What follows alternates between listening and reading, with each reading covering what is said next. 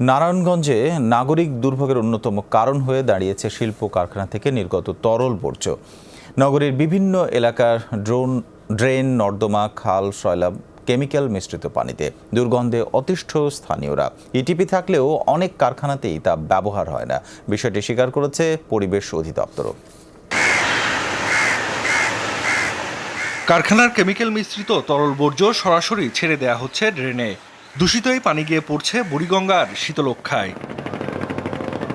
নারায়ণগঞ্জ নগরীর পাগলা, নয়ামাটি, ফতুল্লার সন্তাপুর, কায়েমপুর, সিদ্ধিরগঞ্জের মিজমিজি, আরামবাগের বেশিরভাগ শিল্প কারখানার তরল বর্জ্য নিয়ম না মেনে সরাসরি ছেড়ে দেয়া হয় ড্রেন, নর্দমায়।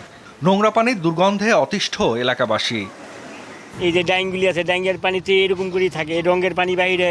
ডাইংয়ের পানি খুবই বিরক্তকর, খুবই দুর্গন্ধজনক। শৈলে গাও হয়, আবার মশাও বেশি। স্থানীয়দের অভিযোগ, যেসব কারখানায় বর্জ্য শোধনাগার, ইটিপি আছে, খরচ বাঁচানোর জন্য সেগুলো ঠিকমতো ব্যবহার করা হয় না। পরিবেশ অধিদপ্তরের ভূমিকা নিয়েও রয়েছে নানা অভিযোগ। মাঝে মাঝে আসে, কিন্তু জরিমানা করে, কিন্তু এগুলো কোনো এফেক্টিভ না।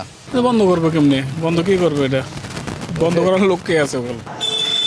ইটিপি থাকার পরও তা ব্যবহার না করার বিষয়টি স্বীকার করেছে পরিবেশ অধিদপ্তর। অনলাইন মনিটরিং ব্যবস্থা না থাকায় সার্বক্ষণিক নজরদারি সম্ভব হচ্ছে না বলে জানান কর্মকর্তারা। ইটিপি থাকলেও তারা ঠিকমতো ইটিপি চালু করে না, এই অভিযোগটাও অনেকটা সত্য।